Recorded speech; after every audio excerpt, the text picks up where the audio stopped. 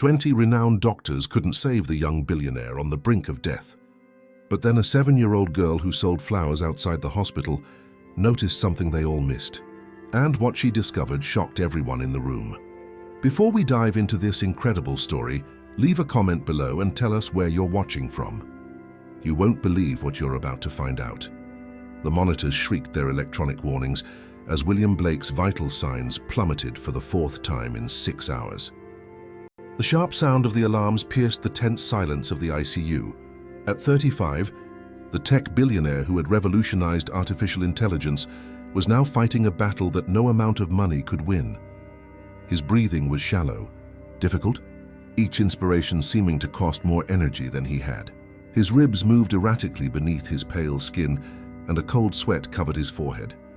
"His oxygen levels are critical again, Dr. Matthews," Nurse Miller announced, her voice strained with worry, her fingers flying over the monitor's keyboard.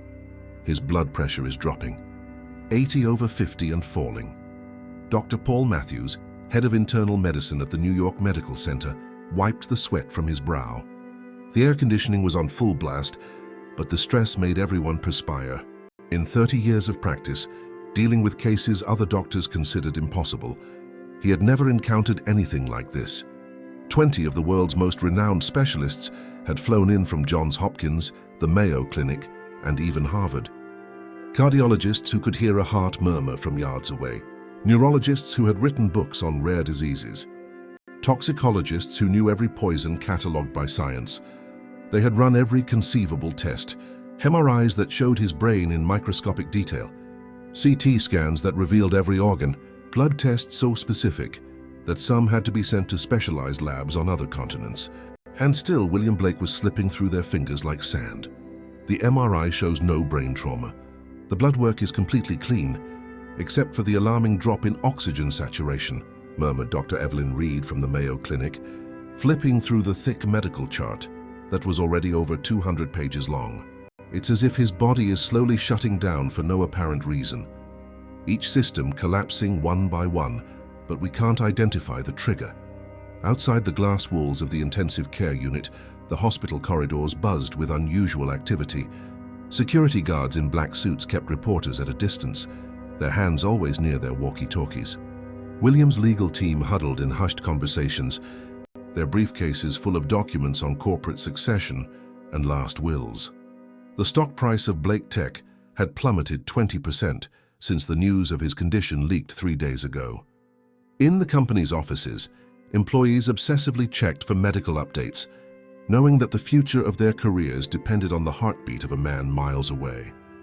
In the corner of the hallway, almost invisible amidst the chaos of hurried doctors and nervous lawyers, 7-year-old Lily Anderson sat quietly in a waiting room chair, swinging her legs.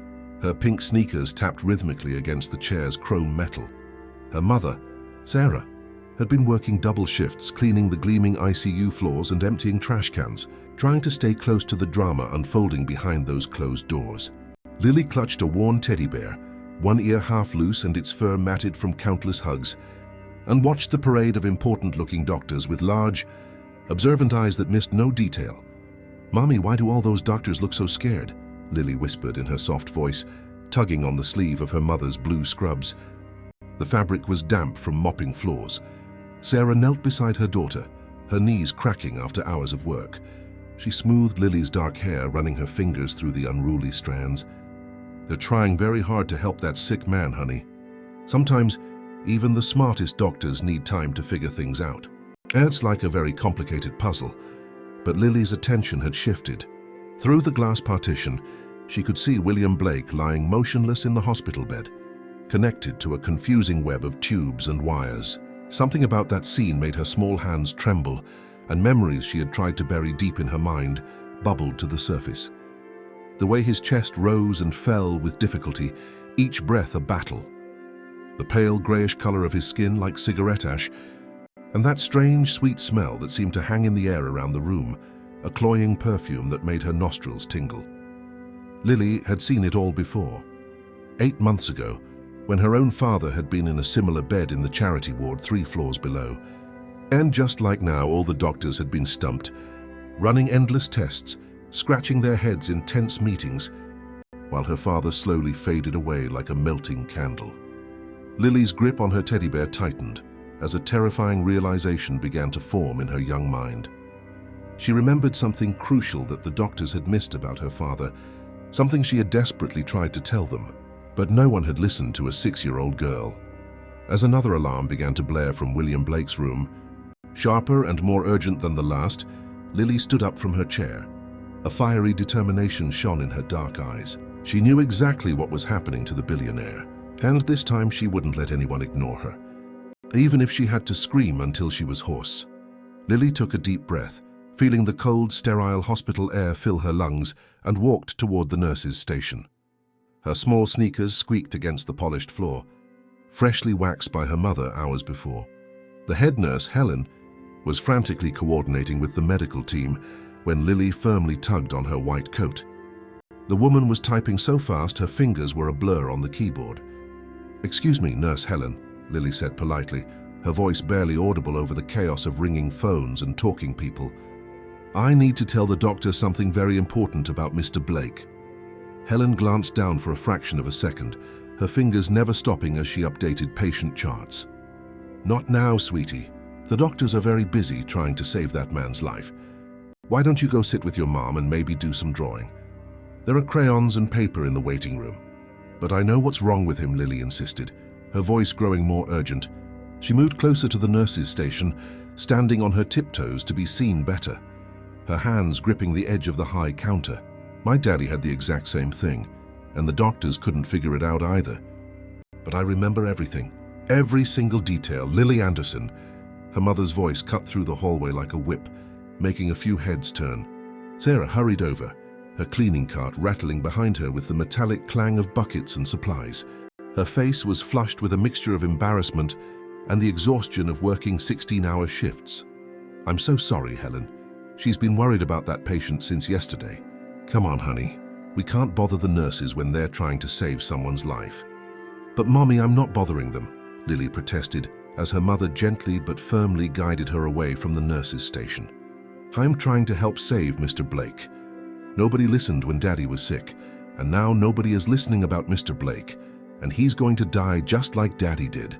Her voice broke on the last word, and tears began to well up in her eyes. "That's enough," Sarah whispered sharply, kneeling to Lily's eye level near the large hospital windows. Outside they could see Central Park, trees swaying in the afternoon breeze. "Lily, I know you miss Daddy terribly. We both do. Every day is hard without him. But you can't go around thinking that every sick person has what Daddy had. These are the best doctors in the entire world. They went to famous universities. They know what they're doing." Through the glass partition, Lily watched helplessly as another team of specialists rushed into William Blake's room, their white coats fluttering behind them. Dr. Matthews was shaking his head as he consulted with a toxicologist who had flown in that morning, his suitcase still beside the patient's bed. The Billionaire's legal team paced anxiously in the hallway, their expensive suits wrinkled from days of stress and sleepless nights. Security guards kept reporters and photographers at bay, but Lily could see the news crews gathered on the street below, their cameras aimed at the ICU windows like cannons waiting to fire. "Look at all those doctors." "Mommy," Lily said quietly, pressing her small hand against the cool window pane.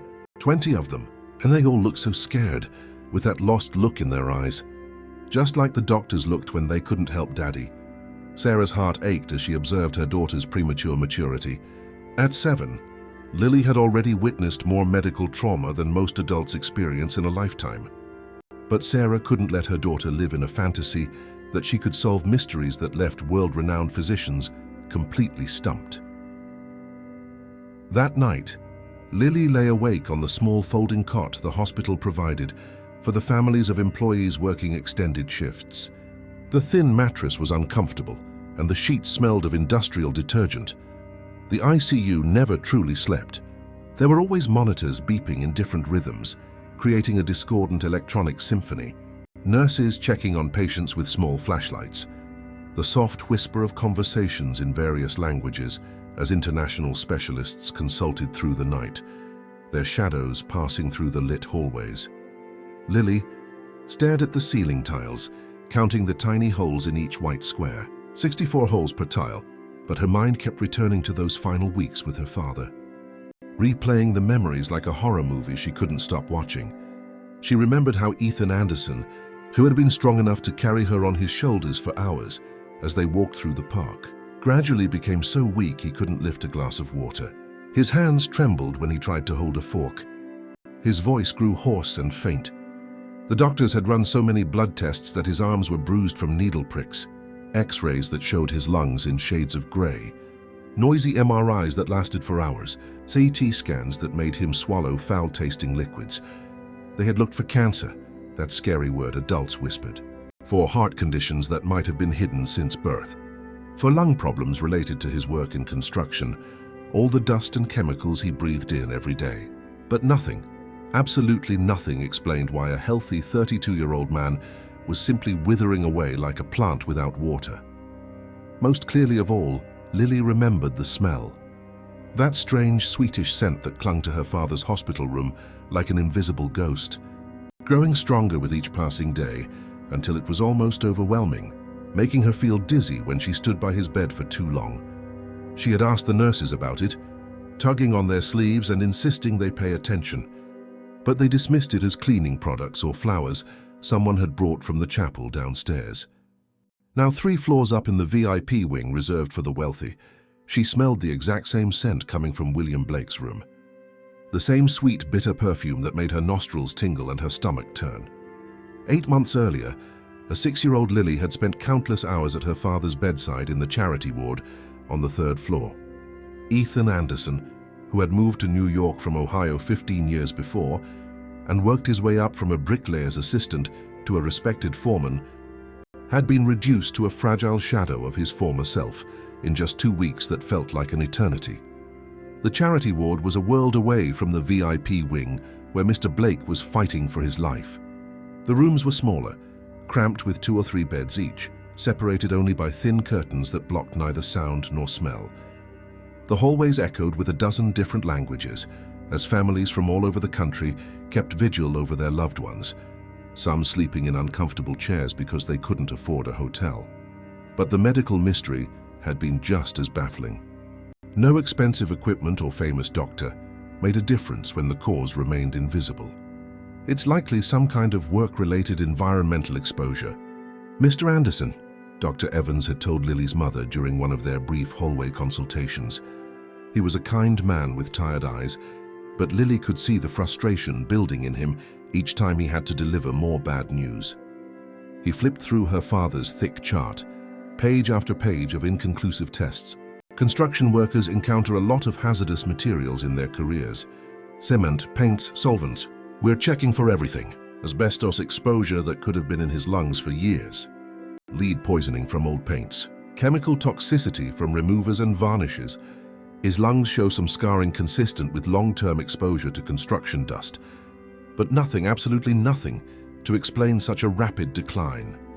Lily sat quietly in the corner of the room, coloring in a frozen book one of the nurses had brought her. Her crayons scratched against the paper, giving Princess Elsa a bright blue dress. But she was listening to every word the adult said, recording it all in her memory like a hidden tape recorder. She had learned to be very still and quiet during medical discussions, almost invisible like a ghost. Because that's when the adults forgot she was there and said important things, things they wouldn't say if they knew a child was paying attention. What about the smell? Lily piped up suddenly, causing both Dr. Evans and her mother to look at her in surprise. They had both completely forgotten she was there. Daddy's room smells different from all the other rooms in the hospital. Sweet like when Grandma makes fudge at Christmas, but also kind of bitter. It makes my nose tingle. Dr. Evans smiled patiently and patted Lily's head gently as if she were a cute puppy. Hospitals have lots of different smells, little one.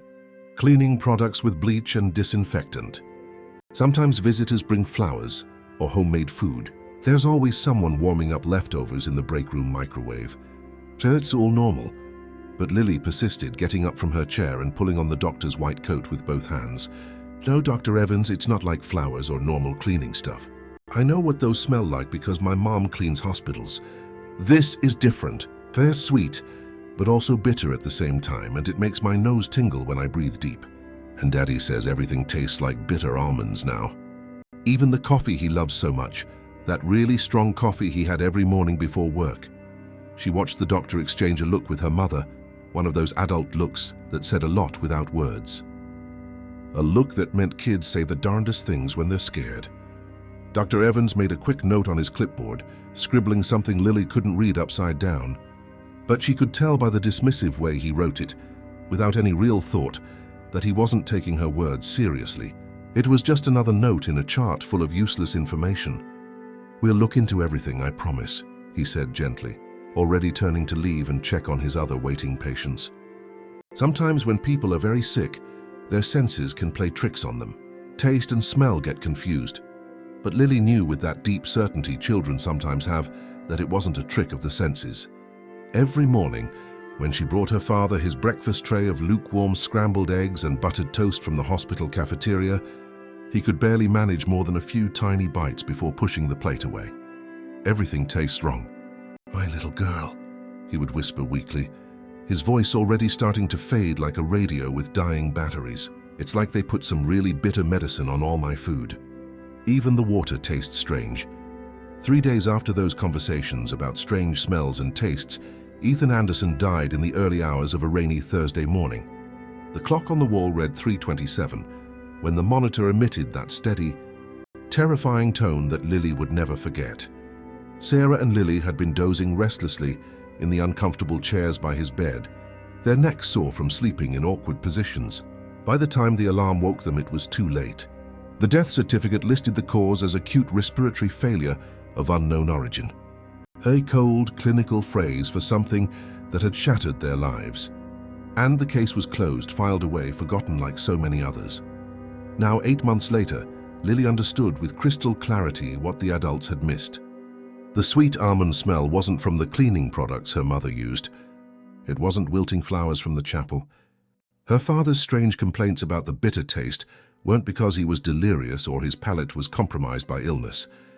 Someone was slowly poisoning him, administering calculated doses over a period of days, just as someone was now poisoning Mr. Blake in the same methodical, cruel way. And this time, Lily wasn't going to let the adults ignore her, even if she had to scream until she lost her voice. Dr. Paul Matthews was reviewing William Blake's latest blood test results for the 3rd time that morning, his tired red eyes trying to find something everyone had missed. The numbers swam in front of him, when a small, determined voice cut through his concentration like a ringing bell. "Doctor, please, I really need to talk to you about Mr. Blake." He looked down from his desk and saw Lily Anderson standing beside his chair, clutching a manila folder to her chest as if it were a precious treasure. Her dark eyes were filled with a determination that seemed too mature and intense for a 7-year-old girl. She was wearing the same pink kitten sweater she'd had on for 2 days, with a small juice stain on the sleeve. Her hair was pulled back into a slightly crooked ponytail that spoke of the rushed morning routine of a working mother who didn't have time for elaborate braids. "Little girl, I'm very busy right now," Dr. Matthews said, glancing at his watch. It was barely 7 in the morning, and he had been at the hospital for 18 straight hours without sleep. Dark circles under his eyes betrayed the toll William Blake's mysterious condition was taking on the entire medical team. "Your mother should be keeping a better eye on you. The ICU is no place for children to play. My name is Lily Anderson, and my mother is working the night shift cleaning the hospital floors." She replied with surprising composure and precision, articulating each word clearly. "She doesn't know I'm here because I snuck out of the waiting room. Mr. Blake is going to die if you don't listen to me. From the exact same thing that killed my daddy 8 months ago. The same symptoms, the same smell. Everything is the same." Something in her tone, the matter-of-fact way she discussed her father's death without drama or tears, the adult vocabulary she used, the steady and unwavering eye contact she maintained, made Dr. Matthews pause his review of the medical charts. He had been working non-stop for 3 days, consulting with colleagues from around the world via video calls that took place at all hours. Desperation was beginning to cloud his usually methodical and precise thinking. Still, the idea of taking medical advice from a 7-year-old seemed not only absurd but potentially dangerous and unethical. "Lily, I sincerely appreciate that you want to help Mr. Blake," the doctor said gently but firmly, turning slightly in his chair to face her properly. "And I'm very sorry about your father. It must have been very hard for you. But medicine is extremely complicated. The doctors treating Mr. Blake include some of the most brilliant professionals in the entire world. They've trained for decades, studied thousands of cases, to understand how the human body works in its finest details." Lily opened the folder she had somehow acquired. Inside was her father's complete medical file, 243 pages, documenting his 2-week stay in the charity ward. Every test, every consultation, every measurement of temperature and pressure. Dr. Matthews' eyebrows shot up in alarm as he recognized the official hospital documentation with the red confidential stamp in the top corner. "Young lady, where did you get these records? Patient files are strictly confidential. There are serious legal consequences for accessing them without authorization. I had to get them from my mum's files, because nobody believes me when I just talk." Lily interrupted, her voice growing stronger and more urgent. "My daddy smelled like sweet almonds when he was sick. Exactly like Mr. Blake's room smells now, that sweet and bitter smell that makes you feel dizzy. And they both started having trouble breathing the same way, with that wheezing sound. And their skin turned the same grey color, like when you leave old meat in the fridge. And the doctors couldn't figure out what was wrong. So even though they ran all the same tests they're running on Mr. Blake." Dr. Matthews leaned forward, his medical curiosity beginning to outweigh his concern over protocol violations. That instinct that made him an exceptional doctor was whispering that maybe, just maybe, this child had seen something they had all missed. "Lily, what exactly do you mean by sweet almonds? Can you describe that smell more specifically? How do you know it's almond and not some other kind of perfume or product?" Lily's face lit up with hope, her eyes shining. Finally, an adult was asking her for details, instead of just dismissing her observations as a child's imagination. "It's not like normal almonds that you eat at Christmas, Dr. Matthews. It's sweeter than that, but it also has a bitter undertone that sticks in your throat. And it gets stronger every day, in Daddy's room. By the end, it was so strong I would get dizzy and have a headache when I visited him for too long. My mom thought I was making up excuses not to visit. And Mr. Blake's room smells exactly the same now. I smelled it when I walked past the hallway yesterday. It's getting stronger just like Daddy's did in the last few days." Before Dr. Matthews could respond or ask more questions, urgent alarms began blaring from the ICU in a terrifying crescendo. William Blake was crashing again, and this time his blood oxygen levels were approaching a critically dangerous territory that could cause irreversible brain damage. But as Dr. Matthews quickly stood up to run toward the emergency, nearly knocking over his chair, Lily's precise description echoed in his mind like a tolling bell. Sweet but bitter almonds, a progressively stronger odor, unexplained respiratory distress that gradually worsened. Somewhere in the back of his memory, where thousands of lectures were stored, a half-forgotten toxicology lecture from medical school began to surface. The old professor with a foreign accent, talking about historical poisons. The smell of bitter almonds was pathognomonic, a classic telltale sign of a specific type of poisoning that was notoriously difficult to detect in standard blood tests because the common panels simply didn't look for its cyanide. Dr. Matthews ran into William Blake's room just as the billionaire's heart rate spiked to a dangerous 140 beats per minute. The monitor showed jagged peaks that would make any doctor's own heart race. The medical team worked frantically in a chaotic but coordinated ballet. Dr. Reed was adjusting his oxygen mask, while Dr. Ricardo from NYU checked his pupils with a small pen light. Two nurses monitored several IV lines dripping fluids at different rates. A respiratory therapist prepared to increase the ventilator settings, fingers hovering over the buttons. His neurological responses are deteriorating rapidly, Dr. Ricardo reported grimly, his voice tight with a professional concern that barely concealed underlying panic. The pupillary response is too sluggish. His reflexes are diminished when they should be normal, and his color is getting worse by the minute, despite the maximum oxygen therapy we're giving him. It's like his entire system is systematically shutting down, one organ after another, but we can't identify the damned underlying cause. The room hummed with the sound of sophisticated medical equipment that cost more than luxury cars. As Dr. Matthews joined the team, that distinct sweet almond smell hit him immediately like an invisible wall, stronger than ever. almost overpowering in the closed environment of the ICU room. How had he not noticed it before? Lily's words rang in his ears with a sudden, terrifying clarity. And that medical school memory crystallized with a horrible, perfect precision. Every detail of the lecture coming back as if it were yesterday. "I need everyone to step back from the patient for a moment," he announced suddenly, his voice carrying an authority that made the entire team pause their frantic activities and look at him as if he had gone mad.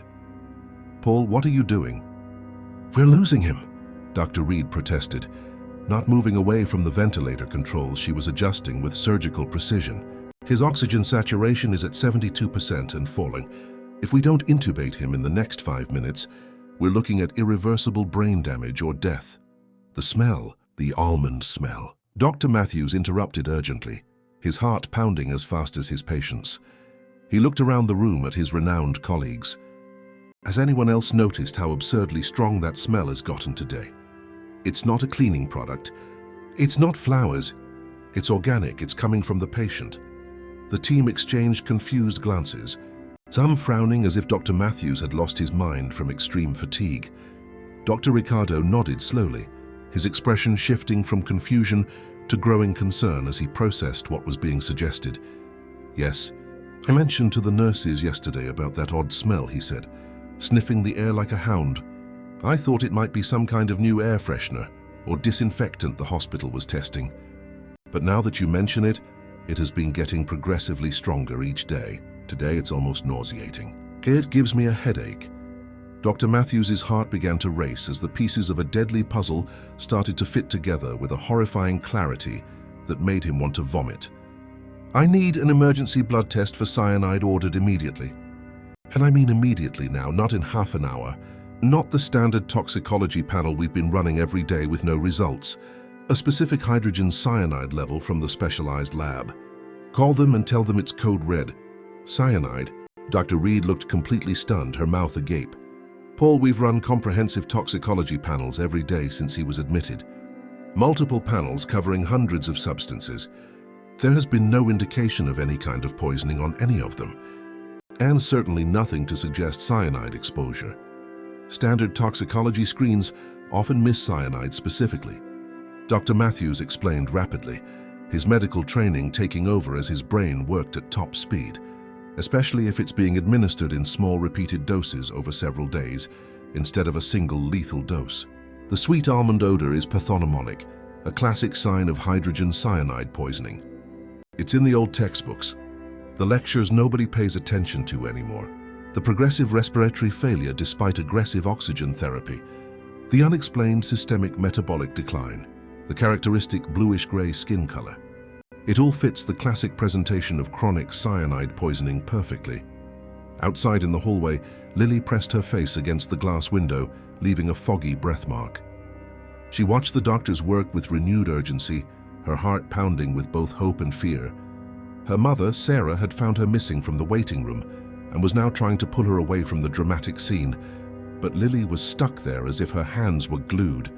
"Mommy, look! They're finally listening to what I said," Lily whispered, her warm breath fogging the cool glass over and over.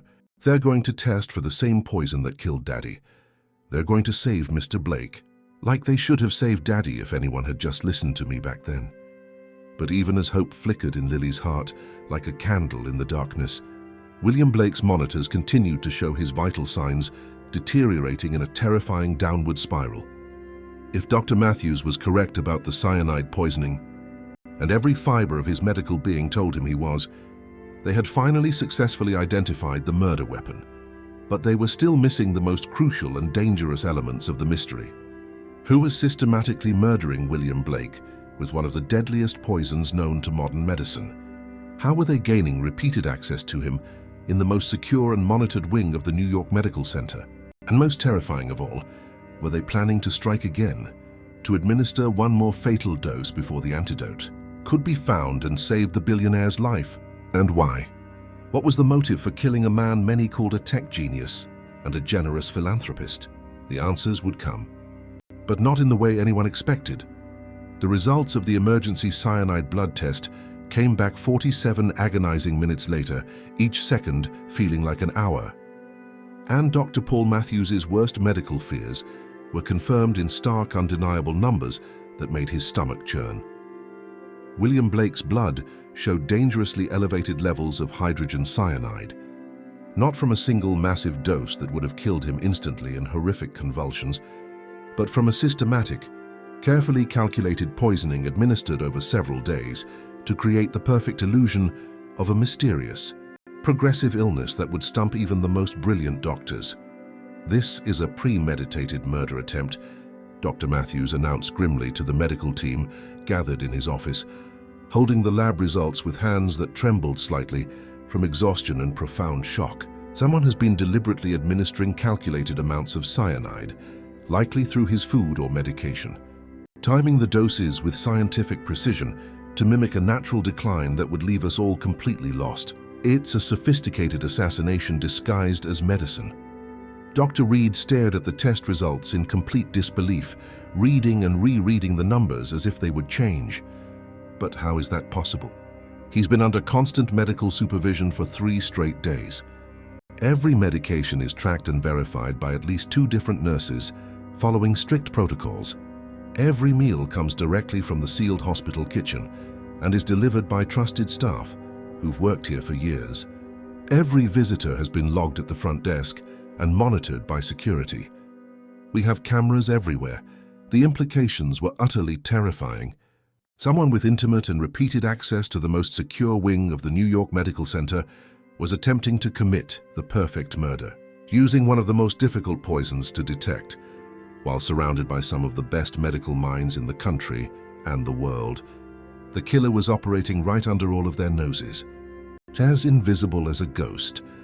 As the medical team immediately began emergency treatment protocols for cyanide poisoning, administering intravenous antidotes and pure oxygen at maximum concentrations, Lily sat in the hallway with hot tears streaming down her face, leaving wet tracks on her cheeks. Through the glass partition stained by her hands and breath, she watched the controlled chaos of doctors and nurses working to save a life she had helped identify as being in mortal danger. But the victory tasted bitter in her mouth. "My daddy could have lived," she whispered to herself, her small hands clenched into fists so tight her nails dug into her palms. "If they had listened to me back then, if they had tested for this poison when I told them about the almond smell and the bitter taste, Daddy would still be here. He'd still be taking me to school. He'd still be making pancakes on Sunday morning." Sarah knelt beside her daughter, feeling the crushing weight of a guilt that wasn't hers to bear. She was finally beginning to understand the enormous burden of pain and knowledge Lily had been carrying alone for 8 long months, with no one to believe her. "Honey, you tried to tell them about Daddy's symptoms, didn't you?" Sarah whispered, wrapping Lily in her arms. The sweet almond smell, the way his food had that strange, bitter taste. "You knew something was very wrong." Lily nodded, her small body trembling with pent-up emotion and the sheer exhaustion of fighting to be heard by adults who saw her only as a grieving child with an overactive imagination. "The doctors said I was just a little girl who didn't understand complicated medical things. They said kids sometimes make up stories when they're scared or sad, that it's a way of coping with loss. But I knew, Mommy. I knew in my soul that something was hurting Daddy on purpose, and I couldn't get anyone, absolutely anyone, to believe me." Dr. Matthews emerged from the ICU 20 minutes later, pulling off his surgical mask to reveal a face etched with 3 days of inadequate sleep. He walked directly to Lily with an expression that mixed cautious medical optimism with a profound respect rarely seen from an adult to a child. For the first time in 3 days of non-stop medical crisis, there was genuine hope shining in his tired red eyes. "Lily," he said softly, kneeling to her eye level in the fluorescent-lit hospital hallway, "you saved William Blake's life today. If you hadn't insisted on telling us about the almond smell and the connection to your father's case, if you hadn't been so brave and persistent, Mr. Blake would have died within a matter of hours." The cyanide levels in his blood were rapidly approaching lethal concentrations that would have caused irreversible cardiac arrest. Lily looked up at him with eyes that held too much wisdom and pain for her 7 years. Is he going to be okay now? Will the antidote medicine work and cure him completely? He's responding exceptionally well to the specific cyanide antidote treatment, Dr. Matthews assured her, placing a gentle hand on her shoulder. His vital signs are already beginning to stabilize and improve by the minute. His oxygen saturation is climbing. But Lily, we now have a much bigger and infinitely more dangerous problem. Someone is systematically trying to assassinate him, using an extremely sophisticated method. And this person clearly has free access to this hospital, knows our protocols, knows when and how to act. Until we identify who is doing this and how they're administering the cyanide undetected, Mr. Blake is still in constant mortal danger. As if summoned by his sinister words that seem to invoke evil, Detective Miller appeared in the hallway with two uniformed officers behind her, their firearms visible in their holsters. The police had been called immediately when the cyanide poisoning was confirmed by the tests, and now the New York Medical Center had officially become the scene of an active attempted homicide investigation. Lily's heart pounded as she realized the terrifying scope and ramifications of what they had discovered. If someone was successfully poisoning Mr. Blake in the most secure and monitored wing of one of the city's best hospitals, under the noses of 20 renowned doctors, they would almost certainly try again to finish the job. And even worse, a new and horrible possibility was forming in her mind, like gathering storm clouds. What if her father's mysterious and unexplained illness and death hadn't been a mystery at all? What if someone had murdered Ethan Anderson 8 months ago using the exact same meticulous method, and the only witness who had paid attention to the signs was a 7-year-old girl nobody wanted to listen to because children don't understand medicine? Detective Miller had been investigating homicides for 12 years, ever since she left the police academy full of ideals. She had seen horrific things that kept her up at night, but never in her entire career had she encountered a case like this. A 7-year-old girl had solved a complex medical poisoning that had stumped 20 world-renowned doctors with decades of combined experience. And now this same extraordinary child might be the key to identifying a killer who had nearly committed the perfect crime not once, but possibly twice. Lily, I know this is very scary and you've been through a lot today, but I need you to tell me everything you remember from the time your father was in the hospital, Detective Miller said gently, sitting cross-legged on the rubberized floor to be exactly at the girl's eye level. Even little details that might not seem important to you. Sometimes the smallest things are the most valuable clues. Lily clutched her worn teddy bear tighter, looking nervously at her mother, Sarah, who sat beside her in the hospital's family conference room. The last few hours had been completely overwhelming, a whirlwind of emotions that left her exhausted. My daddy was sick for exactly 14 days. Lily began slowly, her voice soft but surprisingly precise with details.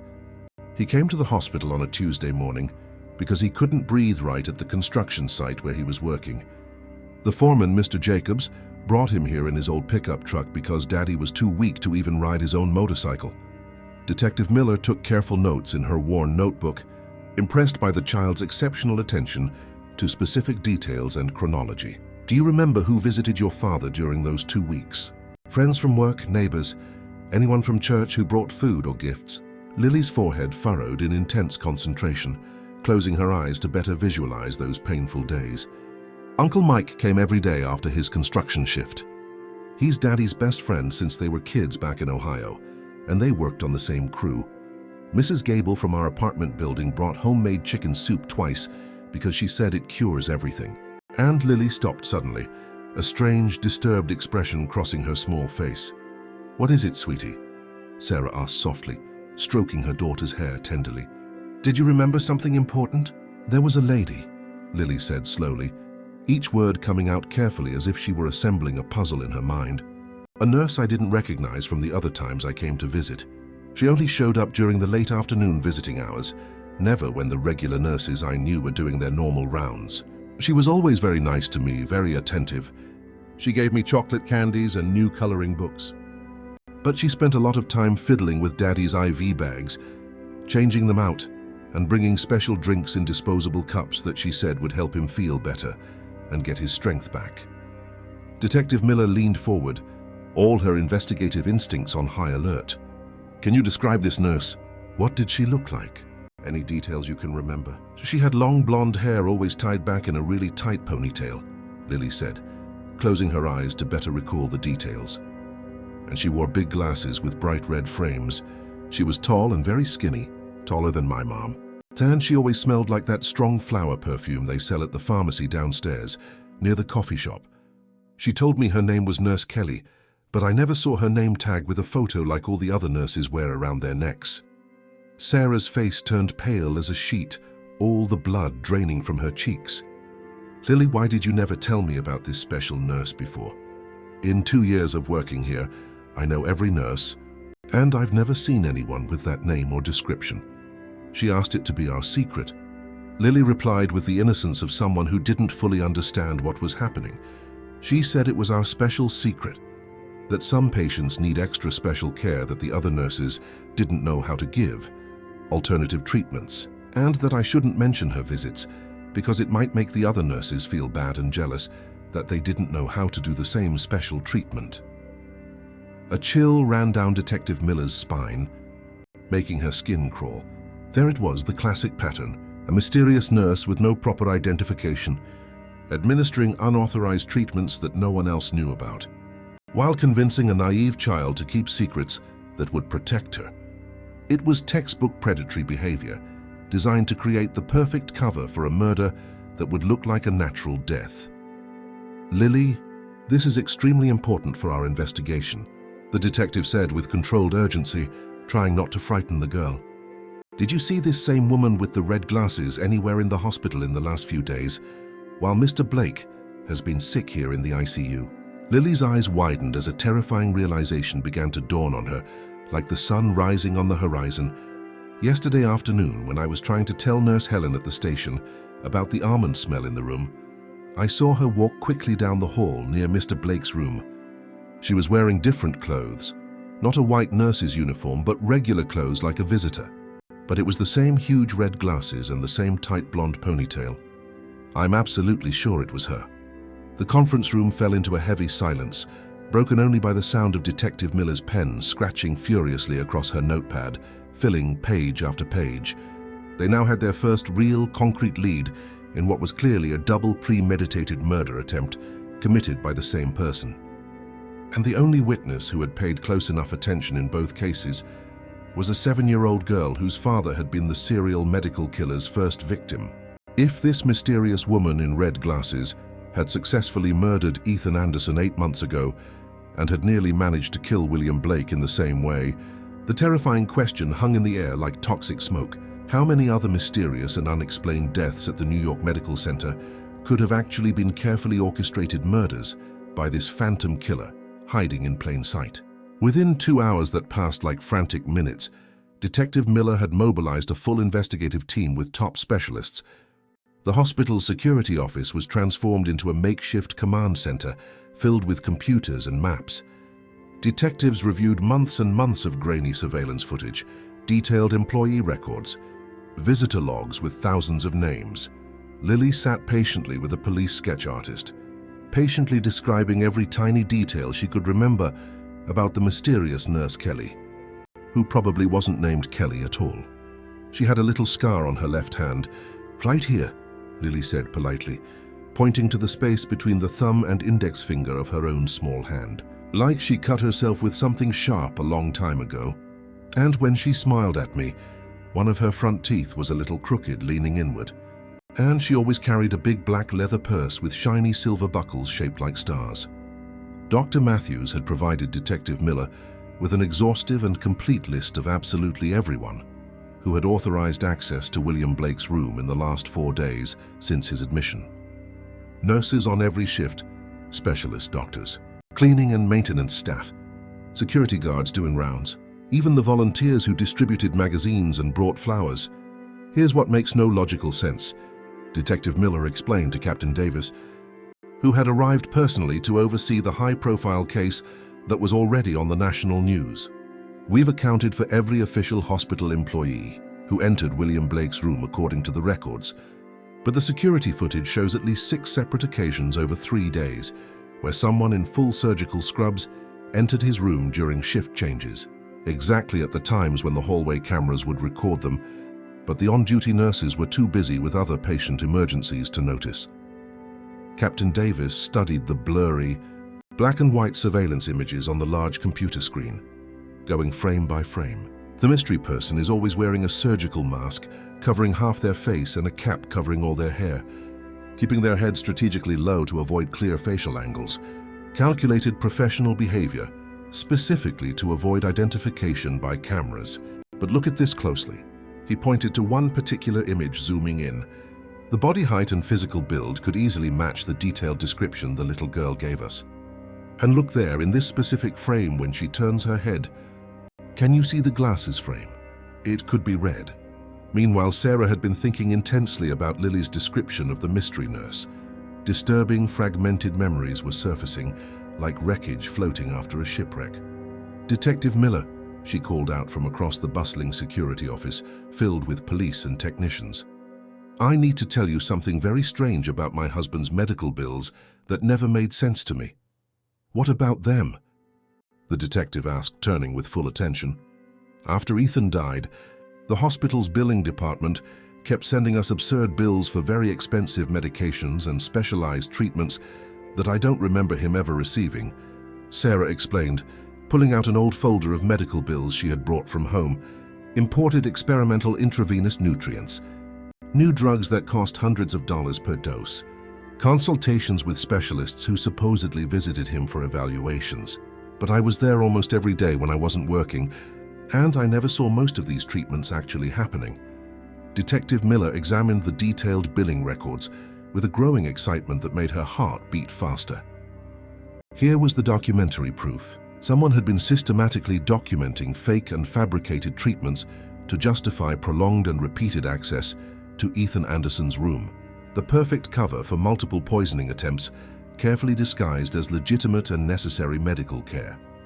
This killer is extremely sophisticated and intelligent, Detective Miller realized aloud, feeling a reluctant respect for the complexity of the crime.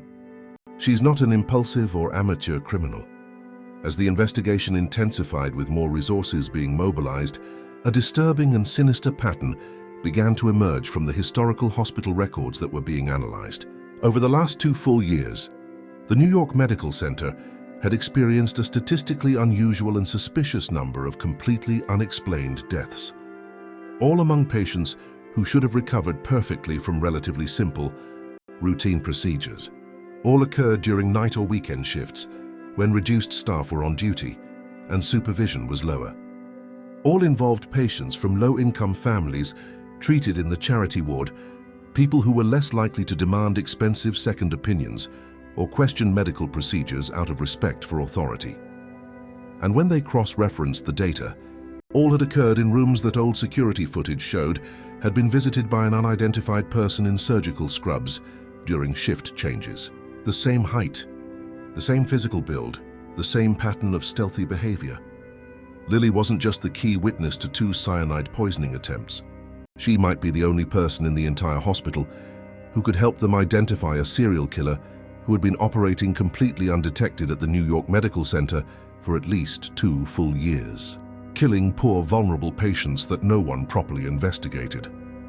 Dr. Matthews approached Detective Miller with grave concern etched on his tired face. "We have a serious and immediate problem. William Blake's condition has finally stabilized with the antidote, but whoever tried to kill him doesn't know we've identified the specific poison. If this person thinks he's still dying of mysterious causes as planned, they might try to come back to finish the job and administer a final, lethal dose. That's exactly what I'm counting on," Detective Miller replied grimly, a dangerous plan forming in her mind. "We're going to set a trap and lure this killer out of the shadows." The plan was carefully orchestrated with the full cooperation of the hospital administration, which wanted no more deaths staining its reputation. Public announcements to the press would continue to describe William Blake's condition as critical, mysterious, and unexplained, feeding the narrative the killer expected to hear. While privately, a team of experienced plainclothes detectives would monitor his room 24 hours a day without a break, waiting patiently like predators.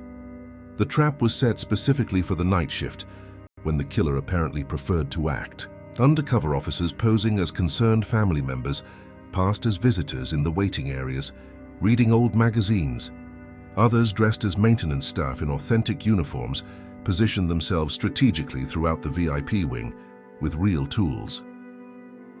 At 7:43 in the evening, the hospital's security cameras captured a figure in full blue surgical scrubs and a white mask, entering through the employee entrance near the underground parking garage.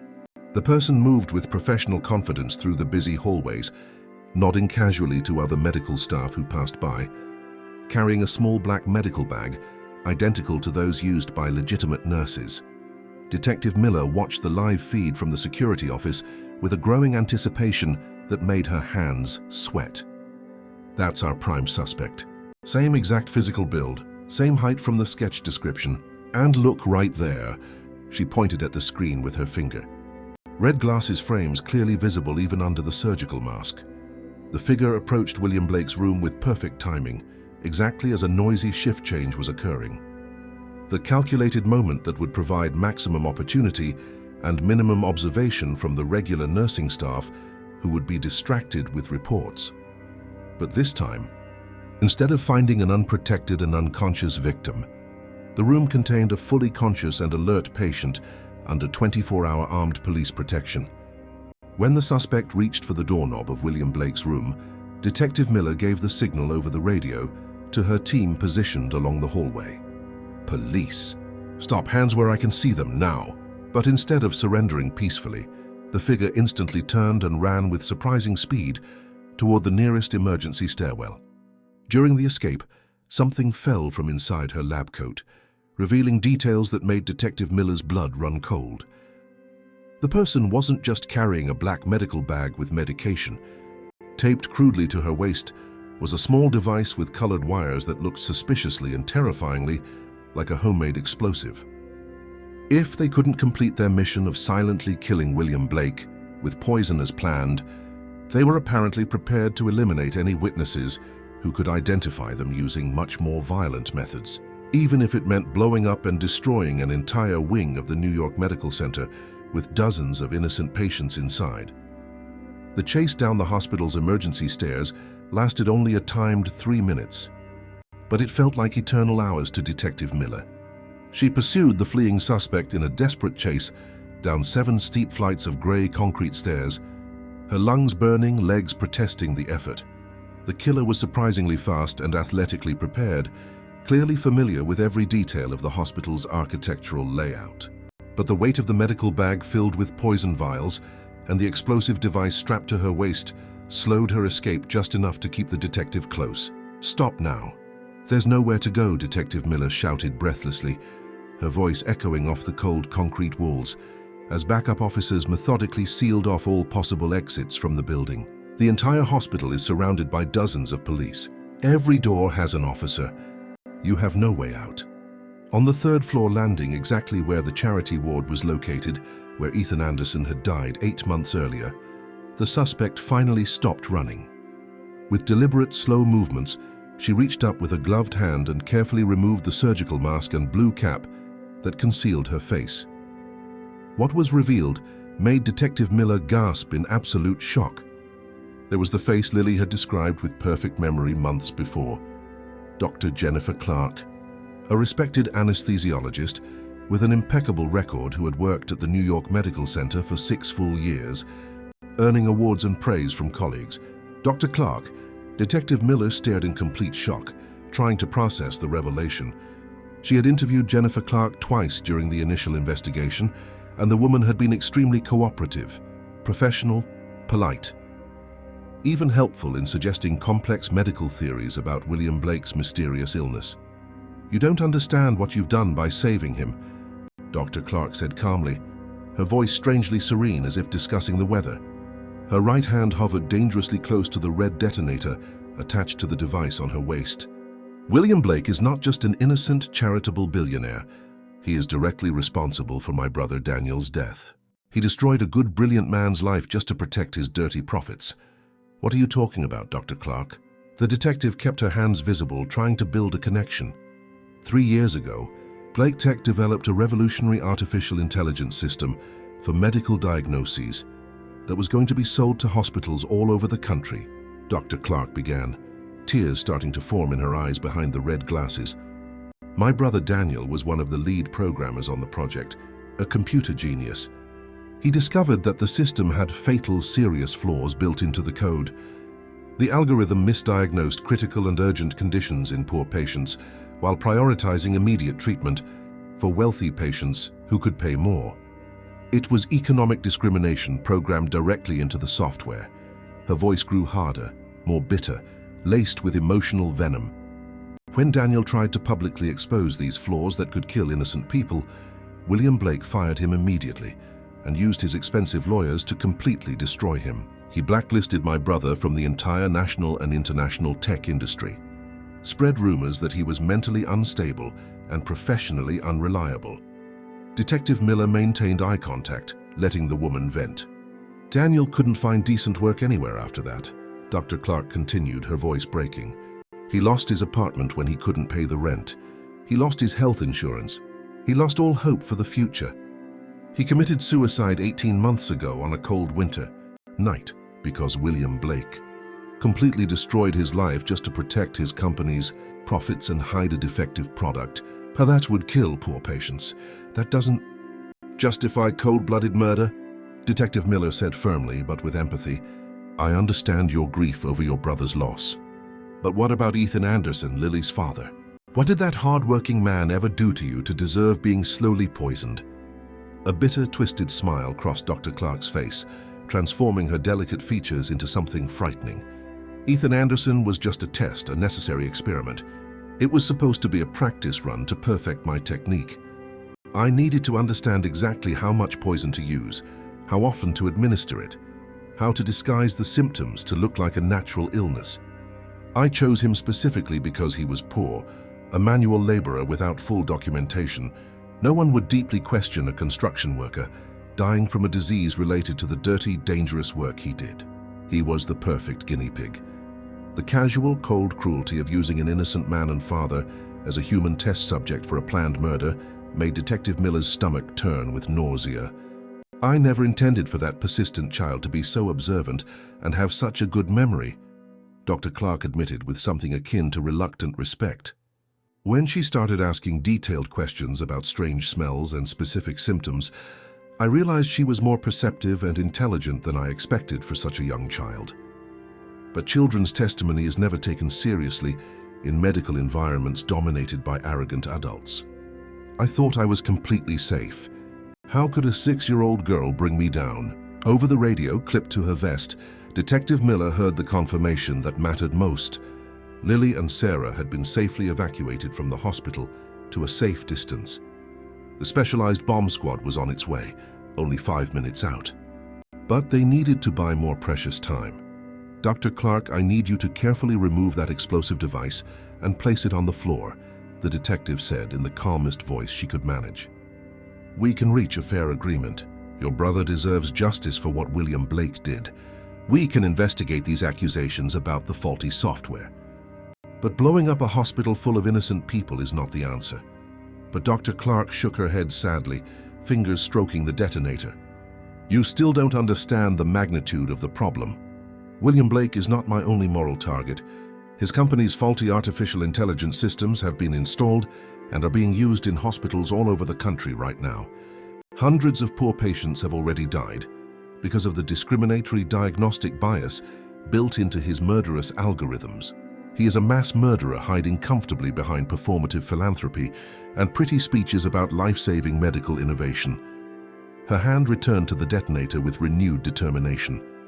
Sometimes true justice requires the sacrifice of innocence to wake up the world. High above them, in the hospital's security room, Lily Anderson was about to provide one last crucial and unexpected insight that would save the lives of everyone in the building and reveal the final missing piece of Dr. Clark's much larger, deadlier plan. In the hospital's makeshift emergency command center, Lily sat beside her. Mother Sarah, as bomb specialists, coordinated intensely with local police to safely end the dangerous standoff. Over the loud radio in the corner of the room, she could clearly hear Detective Miller patiently trying to negotiate with Dr. Clark on the stairwell 7 floors below, but something crucial in the conversation didn't make complete sense to Lily. She tugged on Captain Davis's uniform sleeve with growing urgency. "Captain, I need to tell Detective Miller something very important about Dr. Clark that might help," Lily said with the same determined voice she had used to convince the skeptical doctors about the cyanide poisoning. "What is it, little one?" the captain asked, bending down to hear her better. "When she was visiting my daddy in the hospital pretending to be Nurse Kelly, she wasn't just giving him poison," Lily explained quickly, the words tumbling out. She was also asking a lot of strange and specific questions about his construction job, about which important buildings he had helped build around the city in recent years. She seemed especially interested in the new giant Blake Tech headquarters that his crew was finishing downtown. Captain Davis felt a chill of horrible understanding run through his entire body. What kind of specific questions did she ask?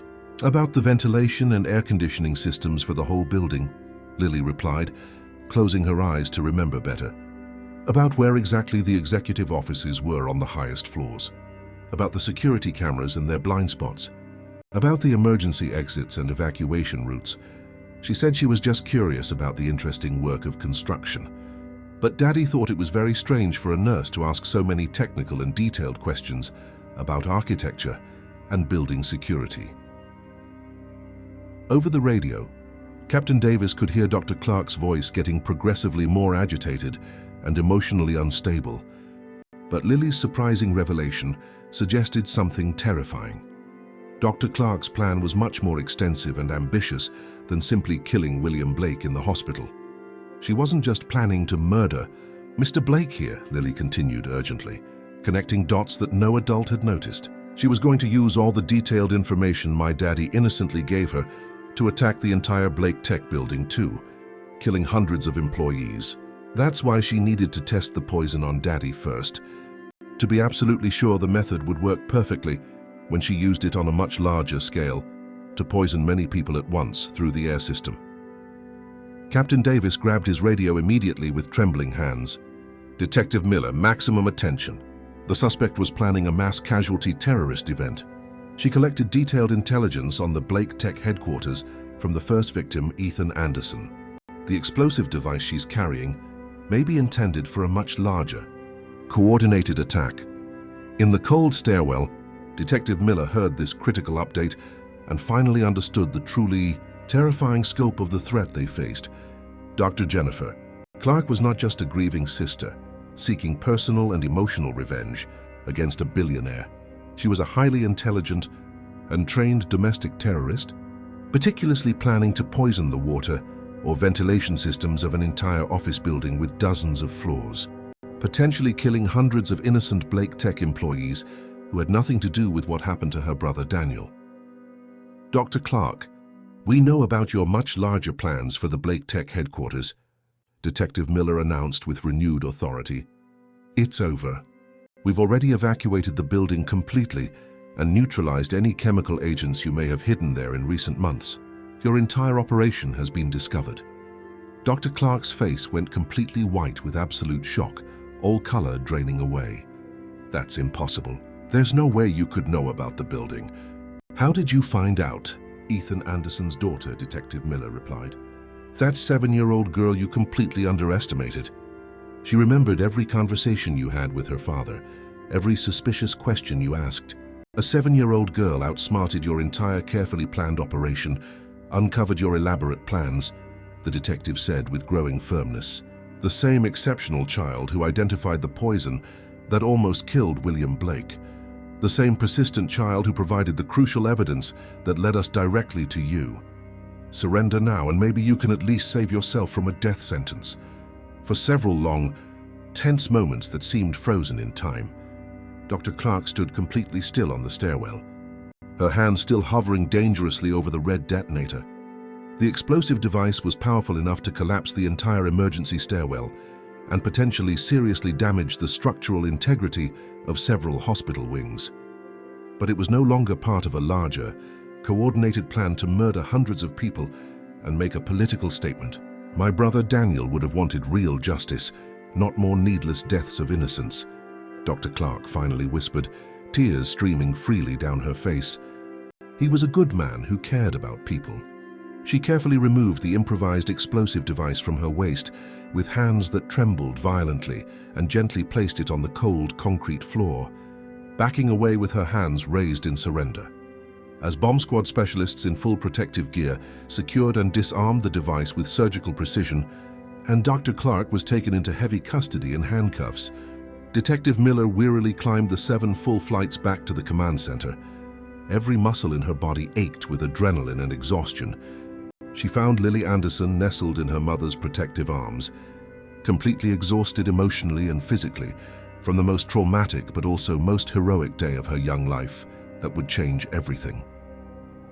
"Lily," Detective Miller said softly, kneeling in front of the girl with profound respect. "You saved William Blake's life when all the smartest doctors in the world were lost. You helped us capture your father's killer and get justice for him. And you prevented a horrific terrorist attack that could have killed hundreds of innocent people who work at Blake Tech. You are without a doubt the bravest, most brilliant person I have ever met in 12 years of investigating crimes." Lily looked up with deeply tired eyes that had seen and processed far too much for a child of only 7. "Does this mean Daddy's case won't be closed and forgotten anymore? Does it mean people will know he didn't just die from being sick, but that he was murdered? That he was an innocent victim?" "Yes, sweetie," Detective Miller assured her, placing a gentle hand on her small shoulder. "Your father will be officially remembered and honored as the unjust victim of a heinous crime, not an unsolved medical mystery. And because of your exceptional courage, your intelligence, your persistence in never giving up even when the adults wouldn't listen, no one else will die the same way your father did. You saved future lives." 3 weeks after the dust had settled and the news stopped obsessively covering the case, Lily Anderson walked nervously into the private penthouse hospital suite where William Blake was recovering. She wore a simple but beautiful new light blue dress that her mother had bought especially for this important meeting.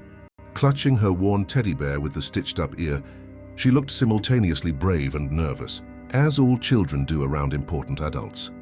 William Blake turned his motorized wheelchair toward her as soon as the door opened, his eyes immediately filling with genuine emotion and tears of gratitude. "Lily," he said gently, his voice still slightly weak and hoarse from the damage the ventilator tube had caused, but improving every day. "I wanted to thank you personally from the bottom of my heart, but honestly, I don't know if there are adequate words in the English language for what you did for me. You saved me when the best doctors in the entire world were completely lost." Lily approached slowly and carefully, her mother Sarah walking protectively beside her for emotional support. The last few weeks had been an intense whirlwind of endless police interviews, constant media attention wanting photographs and statements, and regular therapy sessions to help Lily process all the accumulated trauma. "Are you feeling better, Mr. Blake?" Lily asked with the direct sincerity only children possess without social filters. "Do your lungs work well now without the machines? Do you still taste that horrible bitter almond taste when you eat your favorite food?"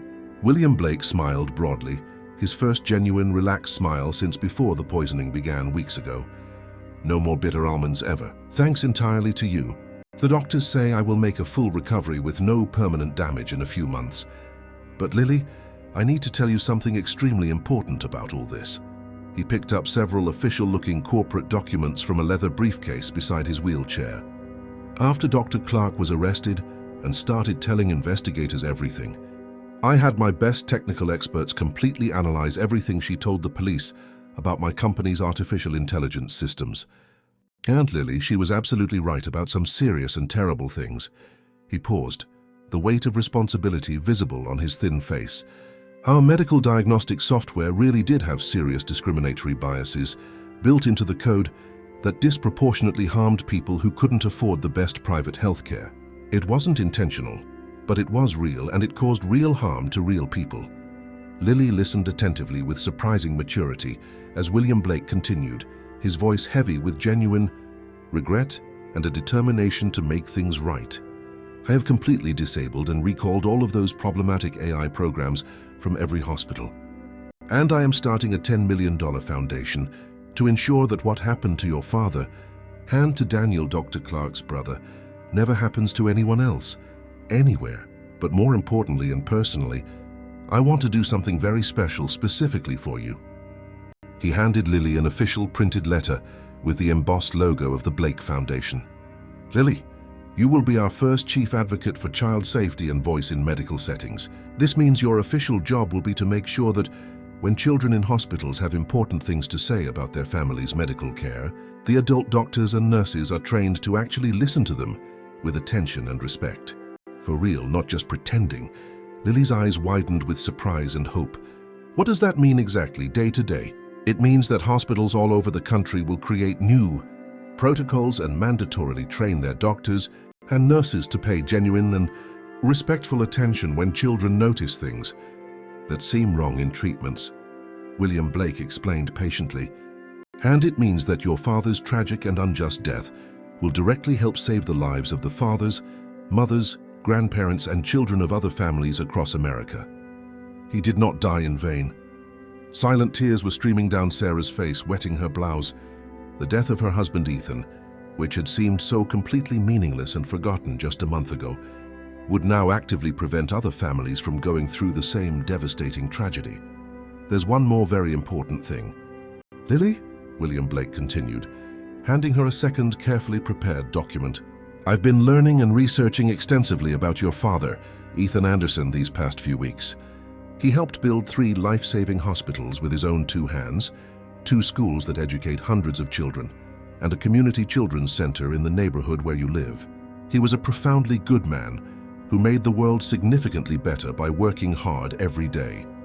He handed Lily a beautifully framed document with her father's photograph. "A permanent memorial scholarship established in Ethan Anderson's name specifically for children from working-class families who dream of becoming doctors, nurses, or medical researchers. Every year forever, 5 children who want to help sick people will be able to go to the best medical school in the country completely for free, because we will eternally remember your father and how unconditionally he loved his family." Lily held the framed photograph of her father, gently touching the glass. "Will people really listen to and respect kids now, Mr. Blake? Even poor kids like me who don't have a living dad. Even kids whose families clean floors in hospitals instead of being important doctors." "Yes, Lily, I solemnly promise you they will with all my heart," said William Blake with absolute conviction. "And do you know why I can make that promise with such certainty?" Lily shook her head, curious. "Because you proved irrefutably and undeniably that the smartest, bravest, most observant and most important person in that entire hospital full of experts was not one of the world-famous doctors with expensive university diplomas hanging on their walls," William explained with genuine admiration. "And it wasn't the billionaire patient with enough money to buy a small country. It was a 7-year-old girl who refused to give up or stay quiet, who kept persistently trying to save people, even when practically every arrogant adult wouldn't listen or take her seriously. You showed the entire medical world that deep wisdom and true courage don't depend on your biological age or the amount of money your family has in the bank." 6 months after these life-changing conversations, Lily Anderson stood nervously at a tall podium in the main auditorium of the New York Medical Center.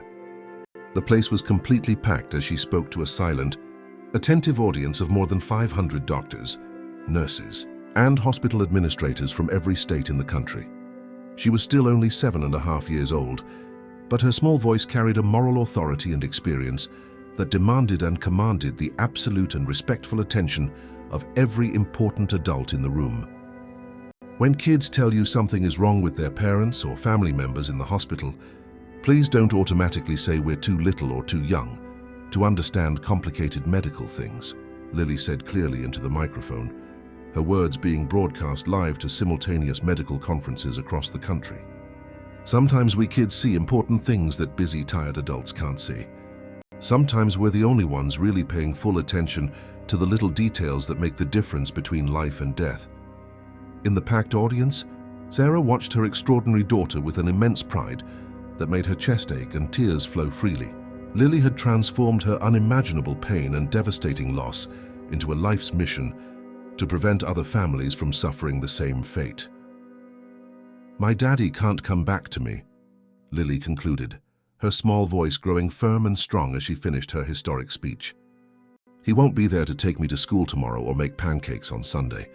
But because you doctors and nurses are really going to listen to and respect kids now, Other daddies and mummies and grandpas and grandmas will get to go home safe and sound to their families who love them. That's exactly how we make sure that the people who die are not completely forgotten, as if they never existed. We keep them alive by helping them continue to protect other people, even after they're gone forever. As the entire auditorium erupted in emotional, thunderous applause that lasted for several minutes, with doctors and nurses on their feet clapping with tears in their eyes, Lily Anderson smiled. The resilient little girl, who had solved an impossible medical mystery that stumped the most brilliant and renowned doctors in the world, now smiled with the quiet, unshakable confidence of someone who had learned profound lessons. She learned that chronological age is just a number without real meaning. That true wisdom and perception can come from any unexpected place, and that sometimes the smallest voice in a room full of important adults is saying the exact, most important thing that everyone desperately needs to hear. Inspiring stories like Lily's show us the transformative power of childhood intuition, unconditional family love, and persistence against all odds. If you are also deeply moved by this incredible journey of courage, leave a like so that more people can discover this story that needs to be told. Want more narratives that warm the heart and make us reflect on important values? Subscribe to the channel now and hit the notification bell so you don't miss a thing. Now, we really want to know your honest opinion in the comments below. Have you ever witnessed or felt that a child knew something important that adults completely ignored or didn't take seriously?